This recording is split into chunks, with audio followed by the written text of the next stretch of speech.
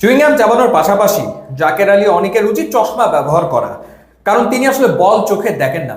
18 বল উইকেটে থেকেছেন, 17 রান করেছেন এবং বেশিরভাগ ক্ষেত্রেই তিনি আসলে বল ব্যাটে লাগাতে পারেননি।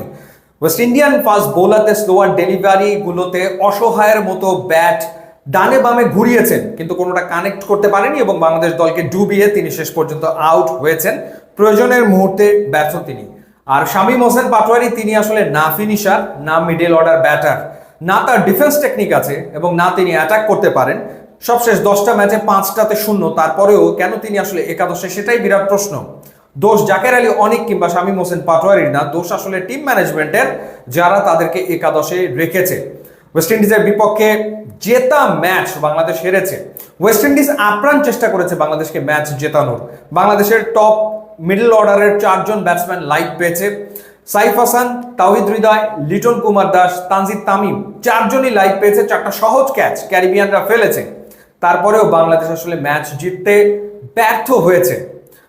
শেষ 10 ওভারে বাংলাদেশের রিকোয়ার্ড রান রেট ছিল 8.5, হাতে আছে 8 উইকেট এবং শেষ 5 ওভারে বাংলাদেশের দরকার 50 রান, হাতে আছে 7 উইকেট। সেই ম্যাচ বাংলাদেশ জিততে পারেনি, সেই ম্যাচ বাংলাদেশ হেরেছে 14 রানে এবং ওয়েস্ট ইন্ডিজের বিপক্ষে টি20 সিরিজ খুইয়েছে। বাংলাদেশের বোলাররা চাইলে একটা আন্দোলন করতে পারে এবং তারা আসলে বিসিবির কাছে দাবি তুলতে পারে যে এই ব্যাটসম্যানদের সাথে, এই ব্যাটারদের সাথে, এই ব্যাটিং লাইন আপের সাথে তারা আসলে ক্রিকেট খেলবে না, কারণ তারা একের পর এক ম্যাচে জয়ের পরিস্থিতি, জয়ের সম্ভাবনা তৈরি করে দেবে এবং সেই সম্ভাবনাকে ধুলোয় মিশিয়ে দেবে বাংলাদেশের ব্যাটাররা, যেন তারা প্রতিজ্ঞাই করেছে। অথচ বোলিংয়ে কি দুর্দান্ত কামব্যাক ছিল। যখন ওয়েস্ট ইন্ডিজ শুরু করেছিল, প্রথম 10 ওভারে 94 রান তুলেছে, 1 উইকেট হারিয়েছে।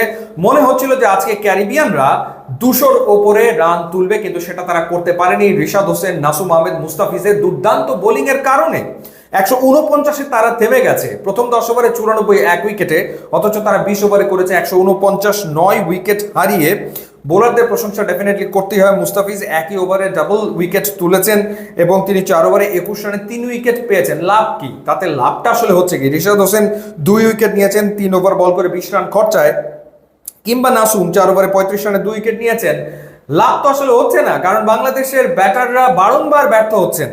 তাওহিদ হৃদয় কোন অ্যাপ্রোচে কি ব্যাটিং তিনি আসলে করছেন, এর ব্যাখ্যা আসলে কি?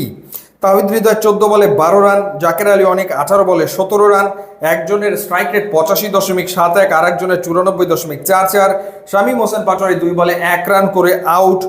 একটা সময় আমার কাছে মনে হচ্ছিল যে রিশাদ হোসেনকে কেন আসলে ওপরে পাঠাচ্ছে না, কিংবা তানজিম সাকিবকে কেন আসলে ওপরে পাঠানো হচ্ছে না। তারা ওপরে আসলে বরং বাংলাদেশের ম্যাচ জেতার সম্ভাবনা অনেকাংশে বেড়ে যায়। তানজিদ তামিম একাই যা রান করেছেন, 48 বলে 61, 3টা 4, 3টা 6 তিনি মেরেছেন। বাট তিনি যখন আউট হয়েছেন সেই সময় আউট হওয়াটা অপরাধ। তার উচিত ছিল ম্যাচটা জিতিয়ে তারপরে আসলে মাঠ ছাড়া, কিন্তু সেটা তিনি করতে ব্যর্থ হয়েছেন। সুতরাং এই পরাজয়ের ব্যর্থতার দায়ভার তানজিদ তামিমকে নিতেই হবে। ক্যারিয়ার 9ম 50 তিনি করেছেন ঠিকই, বাট দলকে জেতাতে পারেননি। খুবই হতাশার পরিস্থিতি এবং টি20-র ব্যাটিং অর্ডার যে নতুন করে সাজাতে হবে কোনো সন্দেহ এ ব্যাপারে নাই, এবং স্পেশালি মিডল অর্ডারে ডেফিনেটলি নতুন কাউকে না কাউকে প্রয়োজন আসলে পড়বে।